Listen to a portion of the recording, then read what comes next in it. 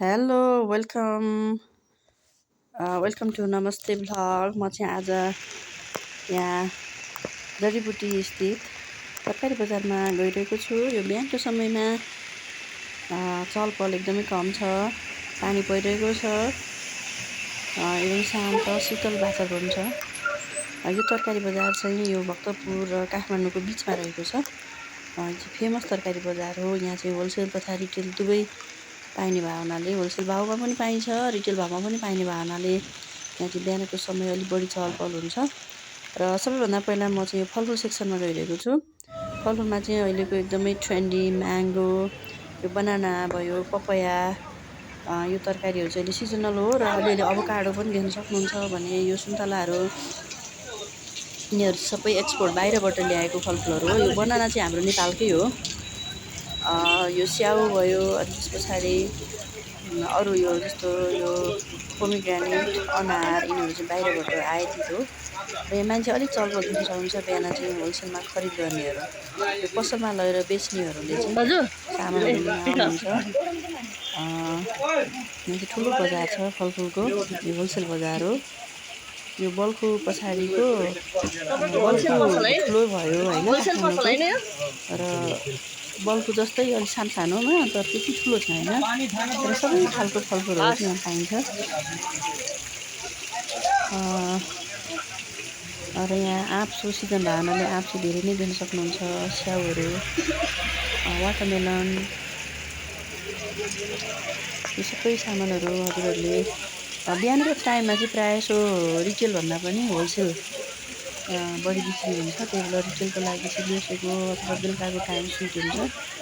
बिहान चाहिँ होलसेलमा बढी सामान ल्याउने भए हुनाले उहाँहरूले पनि बढी चाहिँ प्रायोरिटी होलसेलमा अति धेरै सामान लानेहरूलाई, होलसेलमा सामान बल्कमा सामान उठाउनेहरूलाई प्रायोरिटी दिनुहुन्छ। पानी मस्तो परिरहेको छ, हेर्न सक्नुहुन्छ। एकदमै पानी परेको छ। बिहानको समय भए हुनाले शीतल छ टाइम चाहिँ होइन, पानी चाहिँ मस्तो परेको समय छ।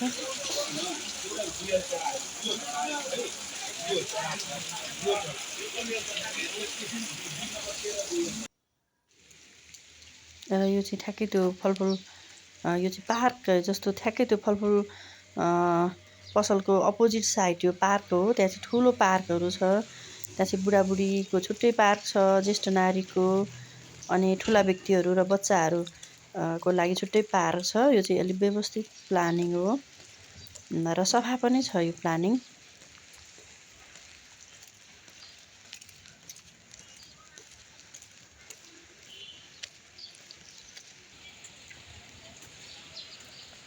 आज चाहिँ पानी परेको हुनाले यो पार्क चाहिँ खोलेको छैन। यो पुल चाहिँ ठ्याक्क हाम्रो यो भक्तपुर र काठमाडौँ जोड्ने वाकिङ पुल हो। ठ्याक्कै भक्तपुरमा हुनुहुन्छ भने चाहिँ यो पुल तरेर तपाईँहरू तरकारी बजार जान सक्नुहुन्छ। र आज पानी परेको हुनाले खोला पनि अलिक बढेको छ। यो चाहिँ मनोहरा खोला हो। मनोहरा खोलाको पानीको लेभल बढेको छ। र पारी चाहिँ तरकारी बजारमा धेरै मान्छेहरू चहलपहल देख्न सक्नुहुन्छ हजुरहरूले। यो माथि चाहिँ जडीबुटीको पुल हो, हाइवे, अरनिको हाइवे जोड्ने पुल हो त्यो। र यो पुलबाट जस्तो अघि म फलफुल सेक्सनमा गएँ, अब म चाहिँ भेजिटेबल सेक्सनतिर अथवा तरकारी सेक्सनतिर जाँदैछु।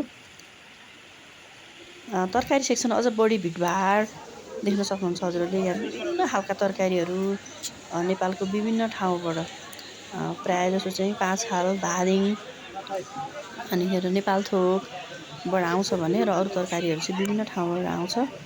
र यहाँ बिहानको समय चाहिँ एकदमै चहलपहल हुन्छ। एकदम फ्रेस तरकारीहरू पनि पाइन्छ है साथीहरू। यहाँ चाहिँ बिहान चाहिँ एकदमै फ्रेस तरकारीहरू हुन्छ। मानिसहरू चाहिँ होलसेलमा चाहिँ बल्कमा सामानहरू लानुहुन्छ पसलमा। सबै खालको कतिपय अफ सिजनको र प्रायः चाहिँ सिजनल तरकारीहरू चाहिँ पाइन्छ र सुपथ मूल्यमा पनि पाइन्छ।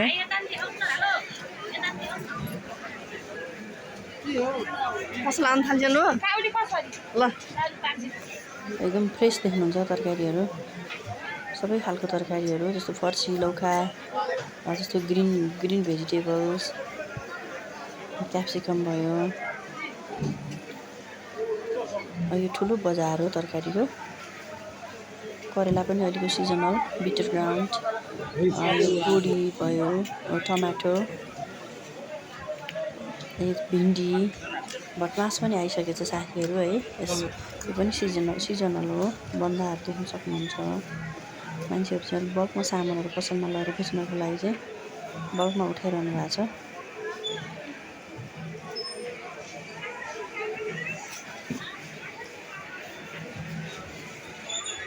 कसरी छ गाजर?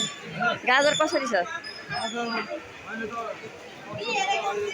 गाजर चाहिँ अब सबैले लायो भने अलिक महँगो रहेछ रेट होइन।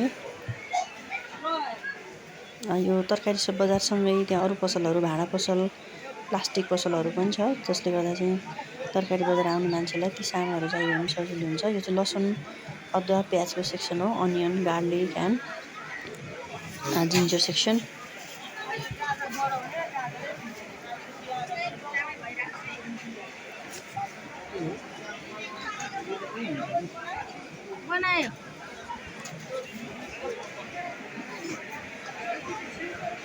ग्रिन लिफ सेक्सन, विभिन्न खालका ग्रिन लिप्सहरू यता पाइन्छ।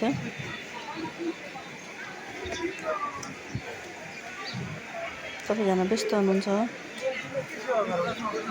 फ्रेस तरकारीहरू देख्न सक्नुहुन्छ। यो चाहिँ अकबारे खुर्सानी,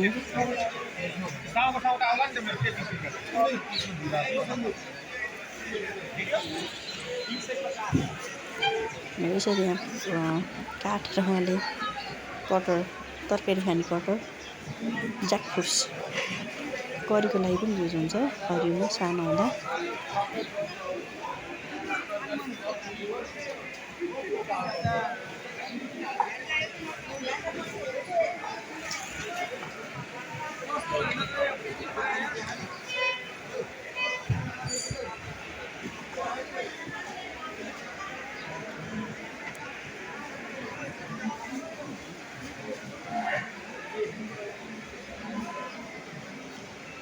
यो माथिको चाहिँ नयाँ सेक्सन हो। जस्तो पहिला चाहिँ तल्लो सेक्सन मात्र थियो भने अहिले भर्खरै थपिएको सेक्सन हो। र तल्लो सेक्सनभन्दा यहाँ चाहिँ कम चहल पहल देख्नुहुन्छ। किनकि मान्छेहरू प्रायःजसो चाहिँ आफूले जहाँ बढी सपिङ गरिरहेको छ त्यतितिर जाने भए हुनाले, यो नयाँमा चाहिँ युज टु नभएको हुनाले यतातिर चाहिँ अलिकति भिडभाड कम र व्यापारीहरू चाहिँ ग्राहकलाई वेटिङ गरिरहेको देखिन्छ। तरकारीहरू त यता पनि छ होइन, त्यस्तै फ्रेस पनि छ, सबै आइटमहरू पनि छ। तर मानिसहरूको भिडभाड चाहिँ कम्पेरिटिभली तल्लो सेक्सनमा बढी देखिन्छ। यो पछि थपिएको सेक्सनतिर चाहिँ अलिकति कम देख्नुहुन्छ।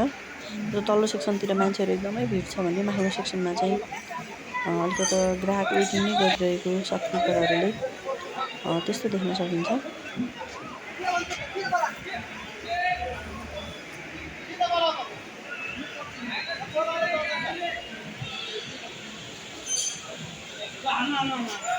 काली चाहिँ अप्सिजन भएको हुनाले त्यति राम्रो छैन।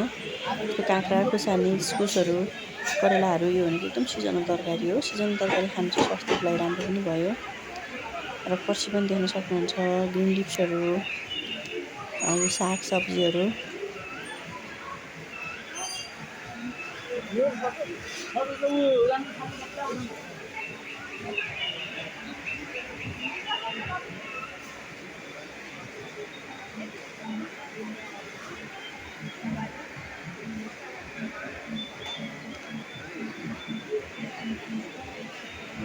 तपाईँको यो कालीमाटीको र यहाँको मूल्य एउटै छ?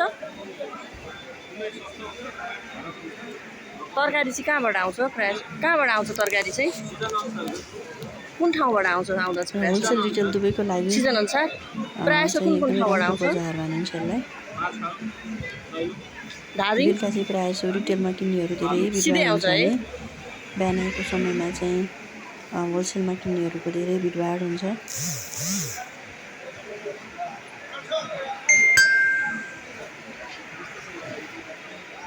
ग्रिन लिफ सेक्सन, फ्रेस तरकारीहरू देख्न सक्नुहुन्छ। यो नयाँ स्टल है, कस्तो छ? उस्तै छ व्यापार त्यहाँ र यहाँ? केही फरक छ? उताभन्दा अलिक कम छ, मान्छे उतै जान्छ बढी। कति 1 महिना भयो चलाएको? 1 महिना जति भयो चलाएको?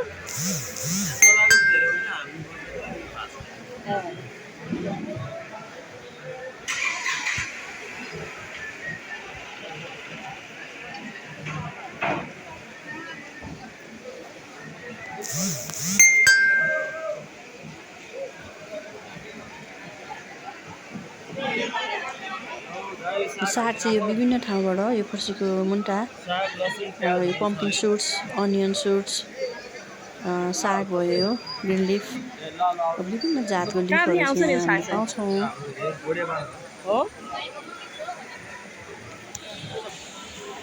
तपाईँको तरकारीको मात्रै खिच्यो है मान्छे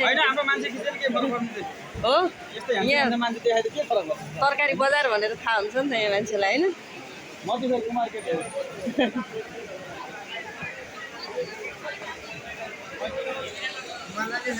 अन्त हिमाल ब्रदर होइन अहिलेको ट्रेनै त्यही छ त होइन, ट्रेन साथ चल्नु पर्यो स्मार्ट गाई।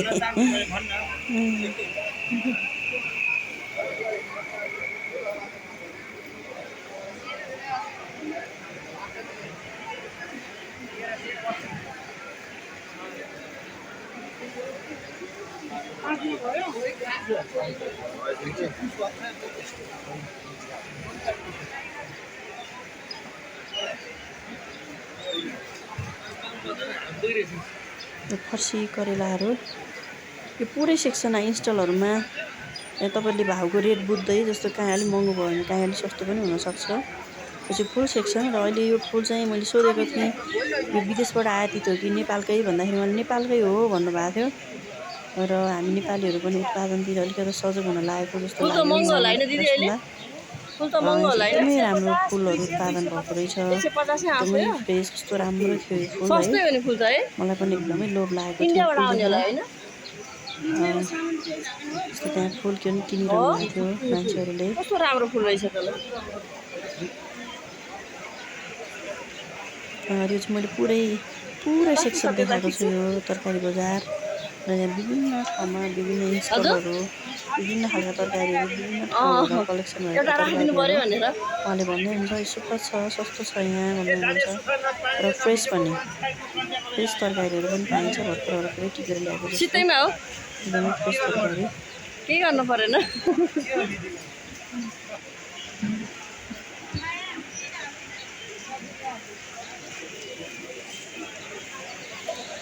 र यसरी म तरकारी बजार हुँदै र ब्याक गएँ र म चाहिँ अब घरतिर फर्काउँदैछु है त साथीहरू। बिहानको समयमा तरकारी बजार घुमेर म फर्काउँदैछु। म फर्किने बाटो चाहिँ यस्तो छ, अनि पानी परिरहेको छ, नजिकै छ, त्यही भएर बिहान चाहिँ हामी पनि तरकारी लिन त्यहीँ जान्छौँ। पानी परिरहेको थियो, एकदम रमाइलो भयो आजको यात्रा। थ्याङ्क यू सो मच सबैजनालाई, धन्यवाद।